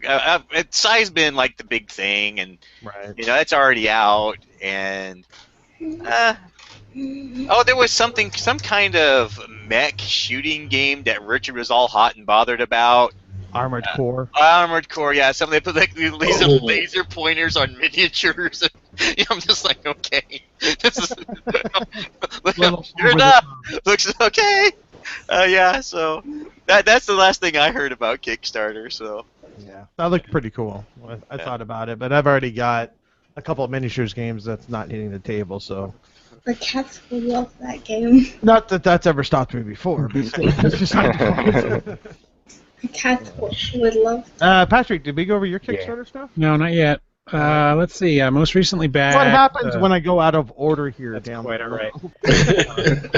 Can we move? I backed the latest Hostage Negotiator expansion. Nice. It's a separate game, but I think it mixes with the original. Yes, I really enjoyed the original. I backed Near and Far, this sort of expansion / Sorry. Richard said they lost the license Above from and that Below. mech game. What? They lost the license? Yeah. Uh-oh. Really? Oh, whoops. That sucks. The question is, did they actually have the license? Yeah. That's usually the issue. Sorry to interrupt you. Please proceed. So, Is that on Twitter? yeah, Richard on Twitter. Okay. Yes. Popping his head out of the hole there. Yeah. Yeah. He's saying I'm wrong about a whole bunch of stuff. It's controlled by my own podcaster. I'm used to it. But speaking of licensed board games, did anybody see Evil Dead? Oh, yeah. You had to mention the Kickstarter. I wanted to wipe from my mind. Thank you. That looked I wanted to love it. I wanted to be interested, and it looked boring. It looked like Labyrinth, the board game, I'm sure. Or the Ghostbusters How about board game. how about the new Walking Dead one? Has anyone looked at that? The new Crypto. It looks good, but I didn't really check out how it plays. But it's pretty. Yeah, me neither. I'm a little gun shy. Yeah, for sure. Yeah. Well, Crypto, which ones did they do? They're the ones that did the Assassin's Creed and stuff, aren't they? Yeah. Yep. Yeah. They are the IP. Yeah. Well, what's the one? Who did Firefly and the wrestling one? Gale Force 9. Oh, yeah. 9. Okay. Yeah, they're the ones that actually do IPs right. Not Right. like somebody's got a lost cat. Oh, that's us. That's Dean. I think he's trying to tell us, I brought a mouse for you. Look at it. Right. Yummy. All right, so it looks like Richard was saying that they had the license and they could have kept it, but they had to jump through a bunch of hoops and chose not to. So what that translates to is that they never had the actual license. They had to pay for the license, and then at this point, They got caught. Yeah. Exactly. So did they shut down the Kickstarter then? Was it ever actually live? It was live. Oh, it was. Okay. Yeah. The Armored Core was. No. Well, that sucks. Damn it. Well, no, that's probably good because that means I really can't get it, so that's okay. Okay. Well, it sounded Play the more like video a game, joke. probably be better off in the long run. Probably. Or play Scythe if you want to play with mechs. There you go. True. Well, you want to play with mechs who don't attack? Yeah, by all means. Passive Bring mechs. it back around, that's all. TARDIS mechs. Hey, so, go ahead. Go ahead. I was gonna. Do we want to talk about Asmodee? Sure, let's go rant. I'm up. I'm Sure. ready. All right. So they bought. Oh, I'm blanking In on the name. negotiations to buy. In negotiations. Okay. All right. So what's everybody's take on this? So which companies are they in negotiations with right now? F to Z. AEG, right? Oh, no, F2Z. F Oh, to Z F2Z. is what they're trying to buy. So, But then under Black F2C, Hat. Yeah. right? There's like a bunch of subsidiaries under F2Z. Oh, that sure. have Z-Man. right? Philosophia. Yeah. Pretzel. Okay. Yeah. so how many, if they acquire these, how many subsidiaries does this give Asmodee now? Everything. All? All of them. Pretty much all the big ones, right? I mean, the bigger ones now? As far as I can figure out, it looks like Asmodee is going out to buy all the evergreen games they can just print out and just make money off of. Because I think they've got the rights to Catan in North America as well from Mayfair. Yes, they do. Yeah. So now they've got like Small World, they've got Catan, they've got every game that makes money except maybe Twilight Struggle. I'm willing to bet if you look like all the top 10 board games of all time, like they're gonna have all of those. Yeah, probably, because Yeah. Days of Wonder is under their banner now. Now, Terra Mystica is Z-Man, so it's under them. Small World, I mean, yeah, it's actually kind of scary. Yeah, this, before I wasn't too worried about, but now with this latest acquisition, I think it's going a little far. The good news about it is, at least in my opinion, is that our hobby is still growing, and it's not topped out. So if you want to compare it to like the video games crash was topped out at that point, and then they were still churning out garbage, and that kind of crashed it. This, I think there's still, right now, enough small guys, and with Kickstarter being able to push the small guys, I don't think it's as big of a deal. I think it's going to start turning into, if they keep acquiring and they keep growing it, but I think it's right on the border right now. Yeah, well, and I was reading something on Shut Up and Sit Down that they're already seeing price hikes where they are. Are they? With just the negotiations going on, so I don't know. We'll see. They're not really Brandon? hikes. They're not really price hikes. They're just seeing actual MSRP prices, is what they're doing. So, Okay. or closer to MSRP, we should say. Right. Gotcha. Okay, well, Brandon, do you know what the deal with that is then? No, I don't know a whole lot. I just know what I've read, and it doesn't really affect me much any. I buy games, and I buy what I like, so it's not really gonna bug me if I pay $10 extra for something. It hurts me to see that it's hurting smaller mom and pop stores, if you want to call them that, brick and mortar stores that no longer can carry them because they don't sell enough or do enough online. I forget what their wording is, but they're shutting them out from online sales. So it hurts to see that. I don't have one of those FLGSs, so it doesn't bother me personally. But that's the only negative part I can see. Are we talking about the Asmodee, the agreement that they had at the beginning of the year? Yep. But if your favorite local game store is having to get all their sales online, or having to do all their sales online, then they're not doing their job in the community of reaching out to the community around them to do their sales. But they are, and some of them just have to. Some of them just have to. They have to make up the difference, and so that's how they do that. That could very well be. When they started this, we heard that this was going to kind of try to help prop those kind of stores up. It was going to kind of, promote the community and do all that. And you thought maybe they're going to switch the discount. Maybe the discount's going to go to the brick and mortars, and the onlines are going to, they're going to end up paying for it. But it doesn't happen, and it's not happening. I don't know who they're helping other than their investors. Right. Which is who they're beholden to. Right.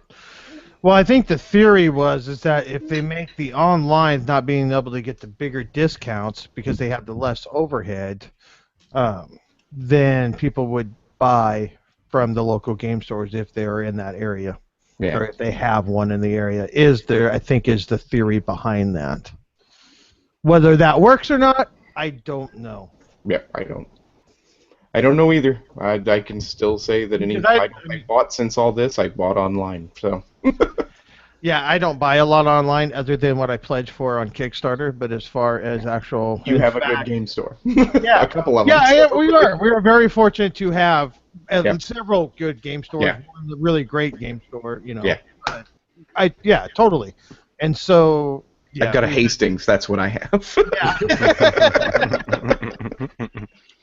Yeah. So I honestly don't know if it's actually helped that way or not.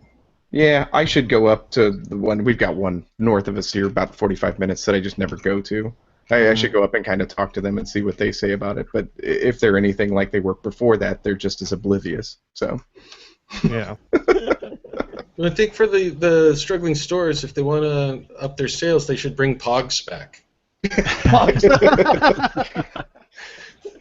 Right. Wait, I don't have a folder around me to show them. It sounds like you do, but you don't. They're gone. They got eaten in the flood. So. Oh. Yes. Patrick, do you know any more about it, the Asmodee? I mean, I really haven't paid much attention to it. I did listen to Bonacor and Ignacy talk a little bit today.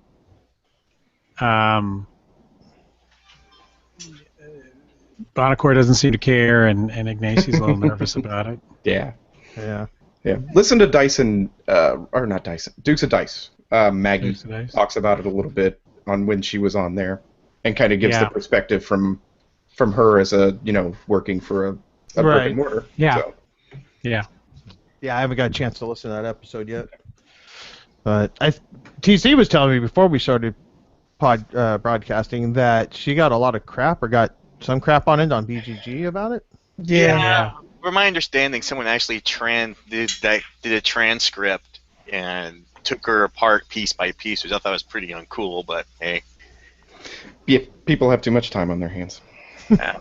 Yeah, that's too bad. I'll have to listen to it because I would want to hear her side of it, especially since she does work in a brick and mortar. So, Oscar, anything from down south there?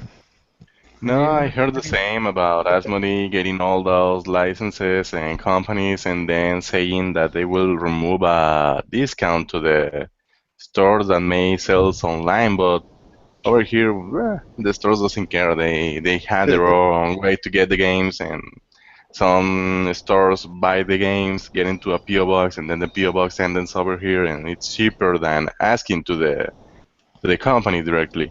But also, I have friends that are in the past convention in mid-July. Our friends said, I want cacao, but it's, I don't know, maybe $20 here. Let me check online, and he will check on Amazon, and he say, okay, and Amazon is $19, so with the shipping, I buy it in here.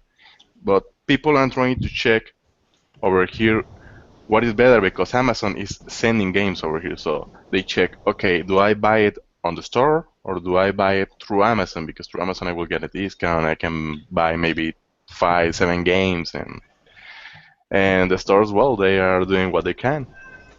Okay, so you're saying the stores will buy from Amazon and then sell in their location rather than go through the distributor.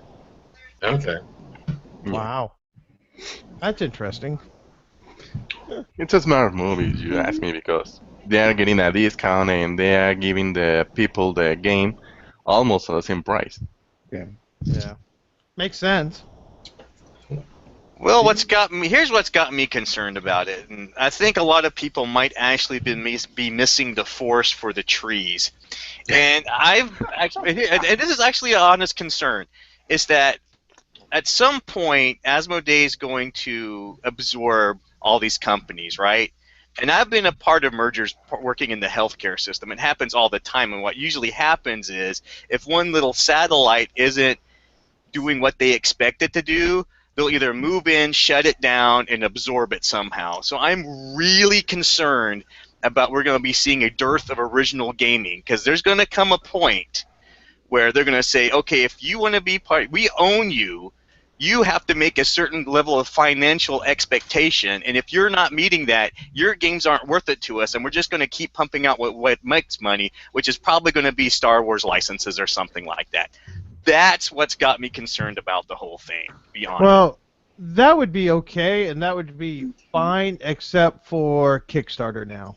I think Kickstarter can back that up and will, because if they don't like what that company is doing, if you're working for Plaid Hat Games, and Plaid Hat Games is, owned by Asmodee, and Asmodee is coming down on Plaid Hat Games, and they're saying like your Dead of Winter expansion didn't make so many copies, we're dumping it. We're done with it. So if they absorb Plaid Hat Games, whether they take those people with them or if they end up leaving and just starting another new company, they have a name. Not everybody, but everybody in the industry knows who they are. They can go on Kickstarter. Hey, here's our new game, and basically start over for a lot easier than you could even 10 years ago. So I think 10 years ago, if this was happening, it would be more of a concern. But with Kickstarter, I don't think that's as much of a concern now. Kickstarter, the board game community being as integrated with each other as it is, everybody keeping everybody informed of what's going on. Yeah, but I don't think they'll have enough retail push. I mean, Kickstarter's great for us hobbyists. You understand? It's great. I mean, we're in the hobby. We can say we know the designers, but if we're talking about getting games out to the mass market who shop at retail, whether it be like at Target or at the ones that are out there, but the ones that are in Target now, most of those started at, the ones that are in Barnes & Noble and Target now started at Kickstarter. Other than Steve Jackson, he's been doing it the hard way, or, I won't say the hard way, but, he's been doing it the old school way the whole time. Wizards of the Coast, they've been doing it that way with their Magic, the Gathering. But Wizards of the Coast, they remember Avalon Hill. Please tell me we got some people. Remember when Hasbro came in with Wizards of the Coast and bought out Avalon Hill? What happened to Avalon Hill? Avalon Hill was already hurting. It went away, and then those guys had to go. Before that, though, they were already hurting. They were already pretty much down. They went and scooped everything up probably for a cheap price, but they were already done. But Avalon Hill, when it went down, there were some games out there that people wanted to play that could have been really popular. Like For the People is a prime example of that, where people bought it and they wanted to play more of it, but they couldn't get it because Hasbro wouldn't publish it because they didn't see any value in the game. Right. This is what I'm afraid of, that Asmodee is going to lock up the retail channels. They're going to have the distribution, and while Kickstarter can go out there and get to us hobbyists, beyond that, they're not going to have much of an impact.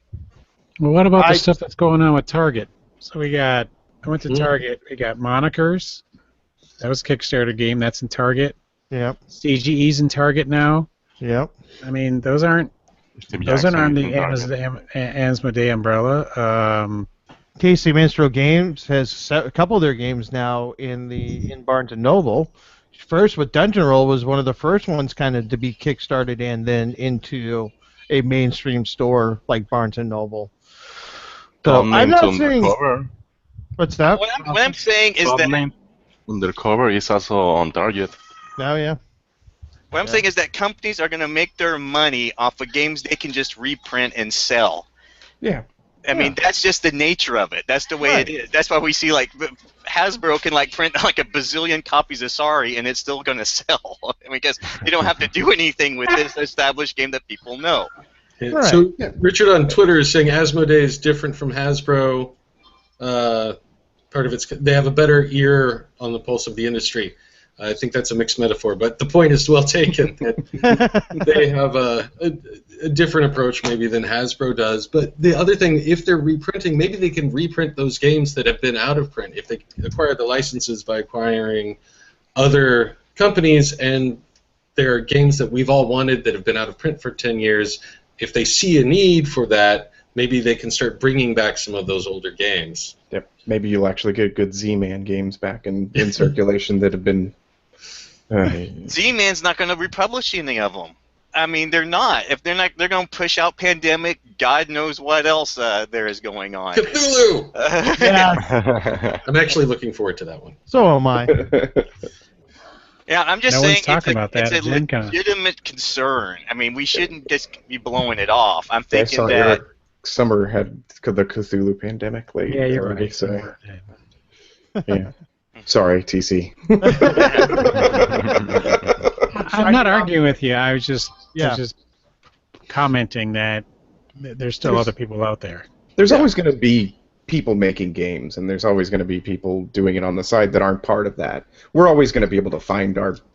It was a boutique hobby anyway. So... No, it's not working right now. Hobby's not working. Mine is fine. I'm not saying Pause it. that there isn't a concern there, but I think, like Richard said, that I think there will be balance. It will find balance. Now, if they were to go and buy every single company, and then it all ended up like our communications system in the U.S., and only 3 companies own the whole communication system, then we might be in a little bit of trouble. But So who's the biggest one left? Cool Mini? Probably. Next to Asmodee, probably not. That'd be interesting. Yeah. Who's the next biggest company next to Asmodee right now? oh, next to Asmodee? Yeah. Well, yeah, you can go across, Ravensburger, you can go those things across in Europe, but I was just meaning who's left that they haven't gotten. That's all I was meaning. Yeah, as far as size, I would say Cool Mini or not. So Greater Than Games and Dice 8 Me games. Greater Than Games has grown quite a bit. Yeah. So. Speaking of which, did you all even mention Fate of the Elder Gods during your talk on? Oh no! on Kickstarter? No, epic fail. No, Yeah. I backed it though at the $99 level. I'm gonna tell Chris you all didn't do it or didn't talk about it. I figured it was just a give me. Yeah, it is. Yeah. Ooh, let's talk about it now. Right? Yes, I backed that at $99 level to get the gorgeous art book. Yeah, I'd like to back it at that point, but I think I'm gonna be at the lower one. I'm gonna slum it at the 60. Well, I didn't say I wouldn't drop it. Might end up dropping it, but right now I haven't backed. I'm definitely going to at least get the game, but I haven't backed at the $99 level. It's one that I'm hoping to play at Gen Con, and I'm hoping to corner Chris and make him show it to us. So Cool. Yeah, and I'd like to hear your thoughts. Oh, it'll be all over their games room. yeah. Is that one of the 8,000 interviews? No, I actually, mean, just they have a game room. yeah, them with Greater Than Games and Dice Hate Me, don't they? And Nexus Fable or whatever, they have their own room, don't they? Yeah. Yeah. So, kind of what CGE's doing this year too. Mm-hmm. Oh, really? Right on. Yep. All right, guys. I think I gotta go. I gotta get this guy down Right. somewhere. Yeah, I think we're about ready to wrap her up anyway. So, right on. Well, thank you, Brandon. Yeah, thank you, everybody. Yep, take it easy. Hope to see you at the next one. Brandon and company, I should say. Yeah, thanks for listening to my ramblings, my ranting and raving. Like I said, I really hope I'm wrong about it. I would love to be proved wrong, but I just had concerns. That's all I'm saying. I just don't think we can call them EA yet. Right. Not yet. No, not yet. But I've been through enough EAs and Kaiser mergers and Providence things that I'm just like, oh, not again. Please, not again. So Yeah. you went around when Heroescape came down. What? Heroescape. It was brought by Hasbro, right? Yeah. Oh, I loved Heroescape. Oh, I loved that dumb game. That was awesome. Yeah, and I'm not saying that there isn't concern if they keep swallowing games or swallowing companies at the rate that they're swallowing them up. But I don't think it's apocalypse yet. No, it's not the apocalypse. It's just a concern. I'm just concerned. That's it. I'll get concerned when Asmodee gobbles up GMT. Then I'll start getting concerned. Yeah. And then it goes the P500. I'll be like, guys, I'll have the banner. The end is nigh. Speaking of which, do we have anything charging this month? Not that I'm aware Grand of. Prix was supposed to, wasn't it? Yeah. Did you get the last GMT newsletter? I always miss them. Yeah, their last newsletter was saying basically they got to. This is so awesome. They've got to restructure their business because they can't meet demand right now. Yeah. Wow, really? Yeah, like they said, Twilight Struggle, for example, their big seller, they did a print run that they calculated would last them a year and a half, and they sold out in like 28 days. Wow. It's that popular. People are buying after buying the game. They're wanting the board game, and they can't keep up with demand. They can't keep up with the P500. They can't even get like the coin games reprinted fast enough. Gene Billingsley is redoing his business. I'm really looking forward to going to the warehouse in October to talk to him to see what his plans are. Yeah. If you get a chance, go look at their they call it the State of the Union. It kind of gives a rundown on everything and what they've sold, and it's how much they sold. Yeah, it's like $100K for Twilight Struggle alone, and the coin games aren't even in there. Yeah, because they're too new. They're not all-time bestsellers. I think number 2. What was number 2? Is like Battle Cry. Yeah, Battle Line. I know Thunder Alley was in there.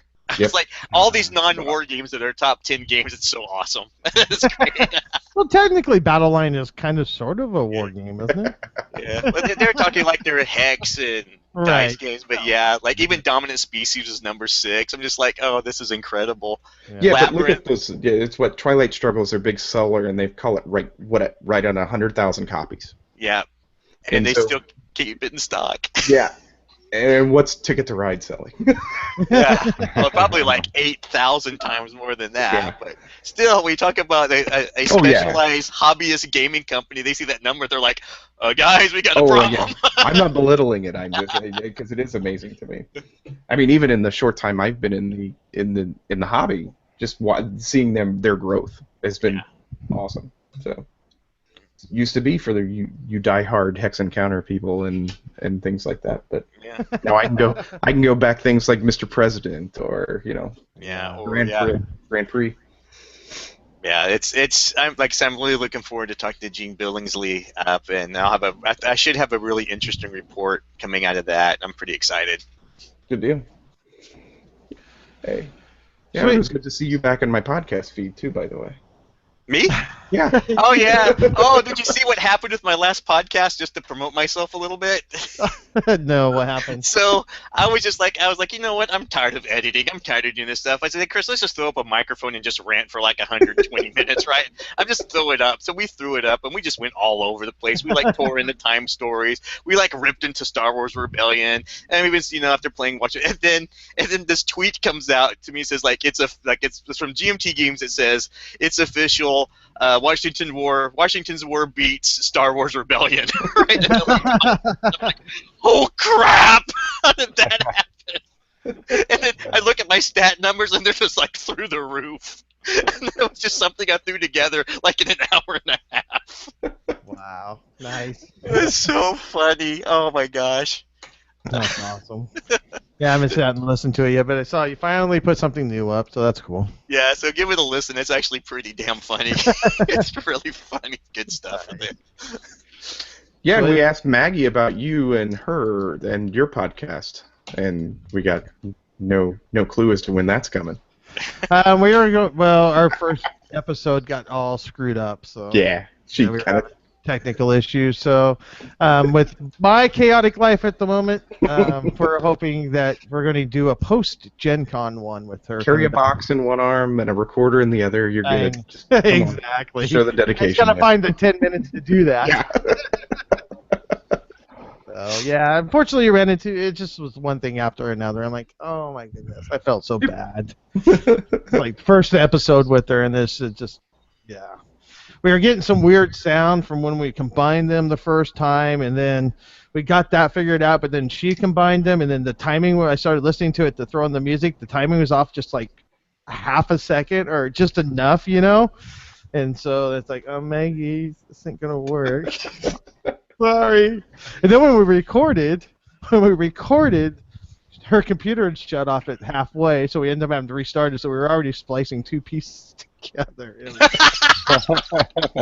was from the get-go. It's like, oh my goodness. So. It's that first episode. You got to get past that one. I know, exactly. Right? Yep. So, yeah, it doesn't even matter if it's two people who've done podcasts. It just seems like it still happens. It's like, oh. Yep. So. You know what you're doing? Yes, it is still. What's that? Oh, nothing. You know what you're doing. It doesn't matter. No, it doesn't. It's still you're still working with electronics and technical stuff. It still has a mind of its own. So yes, we were going to try to get together before she went to Gen Con, but she was just too busy, and I was just too busy. So I'm like, well, we'll just do a post Gen Con. So that'll be fun because she's coming back from that. So that will hopefully be recorded and quickly up. Right on. And I saw Oscar drop, 5 videos on us at once? Yeah, 5 or 6. Oh, yeah. Those were some old unboxings I made maybe last year or something. Oh, okay. Yeah, I decided to throw them out because if not, they will be saved in there and the reviews aren't coming out about those because I have more and more games coming. So, yeah. I decided, just go ahead. And then well, you're doing 2 a week now. we have and a half. For 2 months we did that. We're gonna kind of stop that.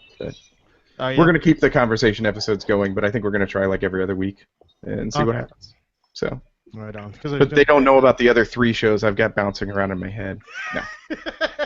Oh, sorry, Patrick's here. No, I was gonna surprise him at Gen Con. You're supposed to save that for post Gen Con. Yes. By the way, you did so well at Gen Con. Oh. Yes. So what do you guys got coming up then? Patrick, are you guys going to do a post Gen Con one then? You guys are going to be off a week, taking a week off from this? I'm going to let everybody submit like we normally do on Sunday, and then Monday I'll put it up our normal one. It'll be a little Gen Con light because I don't know that I'll be up for recording on Monday morning or anything. Right. If I think Patrick and I, and maybe Jessica, if we can get together, and I'm trying to finagle Carl in there, but he's got big social plans. So nice. So we might do a little bit of recording, hopefully, at Gen Con. We'll see what happens. Right on. Cool. Oh, you're muted. You're muted, Patrick. What you got coming up, Jason? Right now, I have, for the Docking Bay 94, I have Ian for Magic Meeple. I've got to edit out. And then in August, on the 11th, I think I'm recording with someone. I don't remember who. I told you my life has been chaos. It's not that other Jason guy. Well, him too, but I can't remember who our guest is. Gotcha.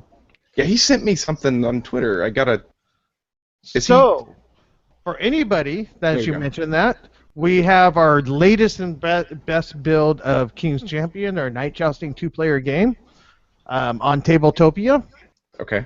So that is probably what he sent you to, and and to check out. So if you want to grab us sometime, send one of us a message or send Wash a message, and you play test it. If you guys are interested, it's got some worker placement. It has a little bit of a deck building. It has dice rolling and customizing your knights with whatever dice you want to use. So some pretty cool stuff. We're really happy with this last build, and I think that this is it. It feels like a good game, a solid game. Just needs tweaks now. I will definitely hit you all up after Gen Con. Right on. It'll give me an excuse to dust off Tabletopia. Right, exactly. So. What were you saying, Patrick? Sorry. Oh, I was trying to tell if Eric is going, our newest contributor. Eric is not. Okay. No. Yep. Eric Booth? Eric Bushimi. Oh, Bushimi. Oh, God. We've got two There's too Erics many now. Erics in my life right now. Sorry. We've got 2 Erics on the show now, Eric Booth and Eric Bushimi. So. Nice. So Yep. what is I haven't listened. So what is Bushimi doing? What's his? He's just just talking about games. This week he talked about Tavarua. So. Oh, nice. Yep. It's something he said he kind of wanted to do off and on, and it was really funny. On Thursday, he sent me a message asking, what he needed to do, to submit something, what should he have, what software, that like that. Right. And so I ran through a list of things, and Saturday he's like, okay, I've got everything, and like 3 a.m. he submitted the thing. So. Wow. It's like Audacity was really easy to use, and I got this Blue Yeti mic now, and so Sweet. it was cool. Yeah. Well, He for jumped in head anybody, first. so real quick, for anybody who has a Blue Yeti mic, I found this out at the beginning of July that they have a 2-year warranty. Oh, yeah, that's right. You had issues, didn't you? I did, but Blue took care of it. I mean, once they got back from their 5-day 4th of July freaking weekend, but other than that, it happened the Thursday night of that weekend. It took a crap, but once they got back, they answered the emails. I just had to email them one other time because they were probably backlogged, I'm sure. Like, hey, what's the deal? Why haven't I got the email? She's like, oh my God, I'm so sorry. Emailed me back, and in a couple weeks they took over it. So Good deal. all I did was show a proof of receipt, which I had bought it online, so I'd emailed that to them. They sent me the thing of where to send it and blah blah blah. I had to pay for shipping, to ship it to them. They had it in 1 or 2 days shipped back to me free of charge, a brand new one, or maybe at least a refurbished, but it was packaged like it was brand new. So Cool. it could be mine fixed and then a brand new box. I don't know. It looks pretty new. Kind of like that Xbox 360 you sent off back in the day. Right. So the customer service for them, I know they're kind of an expensive mic, top notch. I was really happy with it. So Yeah, I've contemplated buying 2 of them. When you see them on sale cheap, like for Pi Day and things like that, but I should never have. right, yeah. Just have one sit over there just in case something happens. But I may buy a $40, cheaper snowball or Snowball. something. Yeah. So, but like I said, for your main mic, the one that you see here has been great. So, and Blue has been great to deal with even after their in between their 5-day break. Cool. So, good to know. yep. So, Well, anybody out there that watches this later on, if that's what you're looking forward to do for podcasting or recording, it's the way to go. Well, I'm hoping that me and Carissa get behind the microphone soon so we can rip a little bit on Scythe. So you guys have that to look forward to. See if we can get Stegmeyer blood pressure raised a bit. So. Did I miss that at the beginning? Where I thought it was going to be a Scythe Love Fest. No. It was? Okay. It was. I like it. I have issues with it, but overall, the game it is just fine. Gotcha. Carissa really didn't take to it, and I'm really eager to get her behind the microphone to find out why. Yeah. Something about it reminded me of Euphoria, and I just stayed away. Yeah, it was probably the stars and hearts. Yeah. Yeah, that's probably part of it. Well, no, it's a post-apocalyptic game with stars and hearts. Yeah. Weird. Okay. Yeah, and Euphoria was one of probably my least favorite games of the last 5 years or so. I wanted to Really? Yeah. I wanted to try Euphoria, but if I see the funny thing, here's the funny thing with Euphoria is I want to play it. I can't find it on the retail shelf anywhere, and the people who have it have the Supreme Edition that never leaves their game shelf. I tried to trade Come that on, for like break it $7. out! Break it I out. don't I'm know gonna where you try were. I tried to trade that. Finally ended up selling it for like $40. What? Yep. Oh. Wow. You think someone's using it as an anchor? I hope they truly love it. Give it some love. But yeah, so I'm. That'll be a fun one. I know Chris is really anxious, so Yeah. you can look forward to that here fairly quickly, actually. Yep. What was it about Euphoria you didn't like? I'm curious. It could get so bogged down, and I played it at 2 players. It was horrible. And everybody's like, play it with more players, play it with more players. So we played it with 5, and something about it it was so long ago. It just really irritated me. So David asked, does Brandon eat Lucky Charms? What? David on the question and answers asked if you eat Lucky Charms. Do I eat Lucky Charms? Probably because with the backwards baseball hat, you look like a kid that should eat Lucky Charms. I do like Lucky Charms, but it just seemed like an odd question. I didn't know if I should answer that honestly or not. Random. I do love Lucky Charms, but Fruit Loops are my favorite. So, CrossFit mini weights. There you go. Oh, so healthy. Yeah. Right. Yeah. Anyway, so that was out a while ago. I was just curious because it was one I always like to try to get to the table. So. Do you have a copy? No, I don't. I would like to find one to play. Richard's tweeting that he has a copy, so maybe we can get him to go to a Saturday game session with it. There you go. Sweet. Yeah. Before he moves away. With you. You can feel our pain from over here, Brandon. Yes. I'm willing to give it at least one try. I'm willing to give it a shot. I'm curious. I know people who absolutely love it. I've got a friend at Geekway who always every year sit down and we play it. He just absolutely loves it. So. Brandon, someone's calling you crazy for not liking I know it's those. Obviously, this guy hasn't met me yet, so. it's those crazy Canadians up there. So. I know, right? The thing is, I loved viticulture even before all the bloat. Smash grapes. Yes, I love viticulture, and so Euphoria was just a natural. I had to get it, and maybe it was just me being disappointed so much for it. I don't know, but it's heavier than viticulture, isn't it? Not really. Oh, okay. It's still pretty basic, and I'm not going to get into it. Sorry. I like Jamie, and I like Stonemaier games. Well, yeah, but it doesn't mean you have to like every one of the games. Yes. Yeah, it doesn't mean you have to like every one of their games. So. Yeah, I just get irritated with, the Serlin thing, second editions, third editions. We've got to fix 20 cards that we sent you. Oh, yeah. Just bothers me.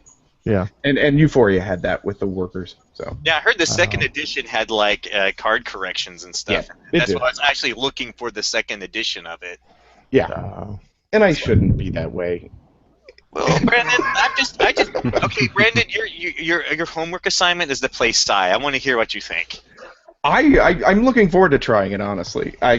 Because for me, I've got to get past the fact that there are mechs there. I want a good Euro. I want that there with that look. I don't care about the mechs.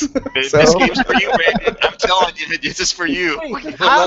How can you not care about mechs? I'm not a big minis guy. I never have been. But mechs isn't minis. Mechs is no. anime, Voltron. But they are the minis in there. They're like that big and they're cool looking. Yeah, exactly. But it so doesn't you care about the mechs. Battle with them. I just want to move my pieces around. You're not going to fight that much with your mechs. You're going to use them to carry resources. That's what I'm hoping for. You care more about passive mechs than aggressive and it mechs. kind of reminded me of what is the new one from the guys with Chikarian and Acrony. It kind of reminded me of that a bit. So. Kind of, yeah. With really neat, beautiful mechs, but yeah, we're just going to use it to carry things around and do things for you. So. That's all right. Yep. Pretty nice. Honestly, I like that. I'm not a big, battle kind of person. Except for Blood Rage, which is awesome, and you're wrong. Oh, Brandon, if you want to play a good battle game, look for. I'll show you some war games, and we'll get Oh, some I hair know. on your chest, man. I know. I've got my little GMT shelf over there that's growing, and then I just gotta find a group to play them. So Yeah, we'll get together some point, and we'll Yeah. go bananas, and you'll be like, can't do this anymore. I've had Washington's War sitting there forever. Oh, that is such a great game. Right. Oh, I know you'll you play guys that. love that one. You'll play it like twice, and you'll go, "Where's this game been my whole life?"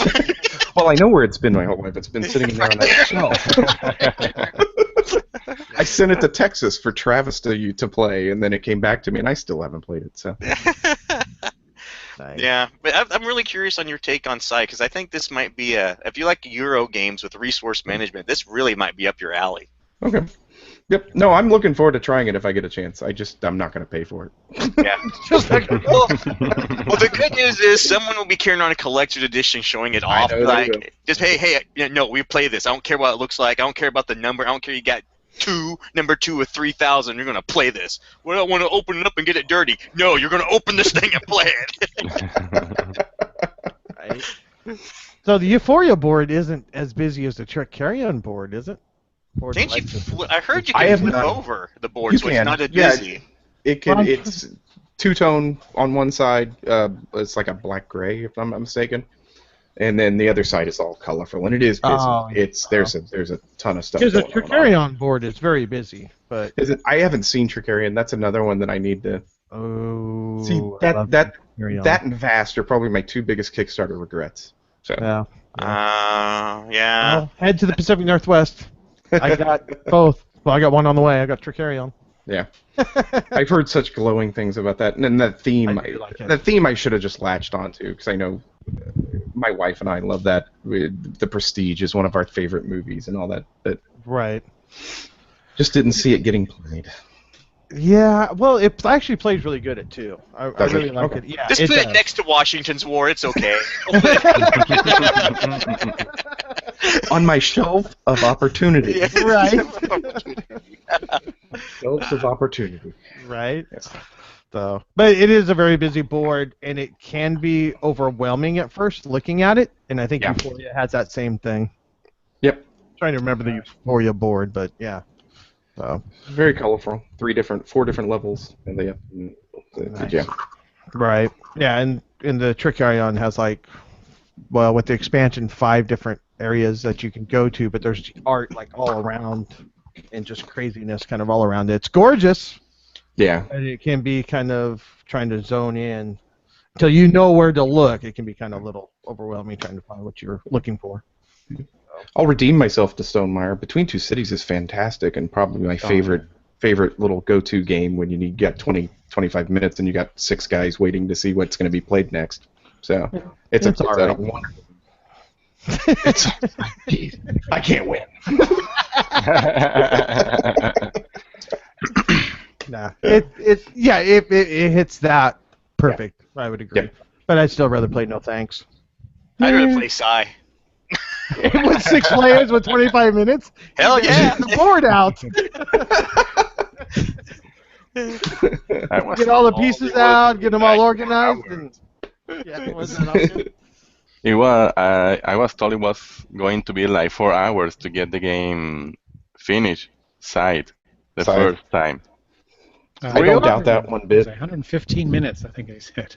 But Yeah, your the first first play, time- if you're Now, Scythe's going to be a little long, but the minute you figure out it's an efficiency game and you control the pace of the game, you can crank that. I ended the game like in an hour and a half and won it by being a nice guy. Nice. Yeah, that first game, though, you're going to be like, what, this, that. But then after that first play, you go, oh, it's an efficiency game. I got to do this, and that. Kind of like a little bit like Terra Mystica was. Once you know how to get that board and just crank it out and control the pace of the game, yeah, you don't want the game to go along because you want to crush it. Yep. Right. Can I play with my Trogs over there from Cry Havoc? Sweet. Well, anything else we want to touch on before calling it? We actually went a little longer tonight. Yeah, we've actually had people tweet us. I know, right? Well, Right on. Well, thanks, Brandon, for coming on. I know you supposedly need sleep for some weird reason. I don't know why. Yeah. Yeah, I got my second wind after the shower and pizza, so. Right? Yeah. And now I'll be up till 2 in the morning because I can't fall asleep. Fall asleep. Yeah, we're leaving tomorrow. Well, I guess technically Thursday morning at about 3:30 in the morning. So. Oh, yeah. How far away are you? It's like 6 hours. Ain't too bad. Yeah. And I think that's counting losing an hour because those pesky Eastern time people. Ah. Nice. Well, thank you, Oscar. Midnight. What's that?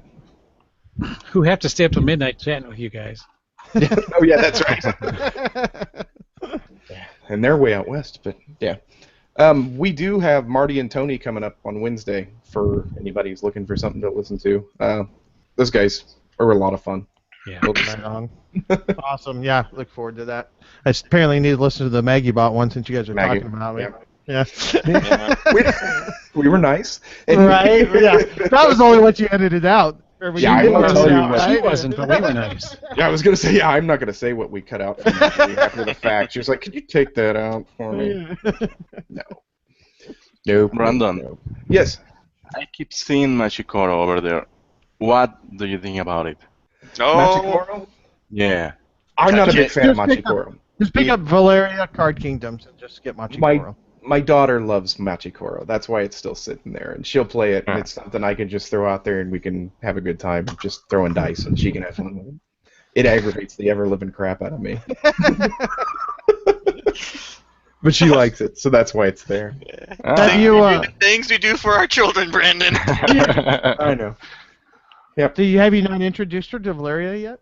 I don't have Valeria, so thank goodness. You could actually. So you have games you would actually get played, so you don't have those. I don't know. Machikoro's probably up there in plays, probably close to 20. So. Right. Yeah. No, so she latched onto that one for a while. It's fun. It's a good thing you can break out with people, maybe just getting into kind of gaming and just like to throw dice and chance that nothing is ever going to work your way because the dice will not like you. So. Yeah, I haven't, but I haven't played like maybe 6 months, 8 months. Yeah. And I keep seeing it back there, and I'm like, really? Machikoro. Right on top of Firefly. Right. Which, has been played once. So. That keeps the dust off the Firefly. So it has a job. Yeah. So, right on. Well, thank you, Oscar, for joining us again. I'm glad you made it again. Unfortunately, you're not playing Scythe. You're having to hang out with us. So. And thank you, Patrick. Yeah. Thanks for having me. Oh, yeah. You two have fun at Gen Con. I want a full report at the beginning of next month, so on our next hangout. Yeah, everything you did in the 8,000 interviews. I was going to say, if Patrick is still talking to me after 8,000 interviews, and I just want to no hear. Stopping for lunch. We got snacks in the bag, buddy. We're just going to keep on moving. We got boxes of high C and peanuts. We're good. We got high C, and I've got some beef jerky in the bag. We're good. You won't like me when I'm hangry, Mr. McGee. I just want you guys to keep an eye out for some game that isn't getting a lot of buzz, something that's really caught your attention. Those are the things I'm really curious about. I never find those. Oh, I'm sad. Well, that's what I mean. Isn't that what we're supposed to find in the first exposure hall this time around, right? Yes, but I never find them. Oh, you never do. Okay. You know where it's at this year. Well, you'll find them this year because that's where 6,000 of the top interviews are at. Yeah, we're an entrepreneur's alley for about 6,000 of them. So. Oh man. Well, thank you, TC, for joining us. Sweet. Yeah, thanks for having me. So, any last words before we wrap it up? Watch out for that car. Have a great week. Yeah, have a good one. All right. So, thank you, guys. Had a lot of fun. I'm glad I was able to get out of work and done to get this done because there's been chaos today. So it was nice to sit back and relax. Good luck on the move and everything, man. Thank getting you. everything straight. Oh my God, living like a gypsy sucks. I don't know how they do it. No, thank you. Yeah. All right, thank you guys. Take it easy, Thank you y'all. for having me. See ya. Hey, it's nice to meet you, Oscar. Nice.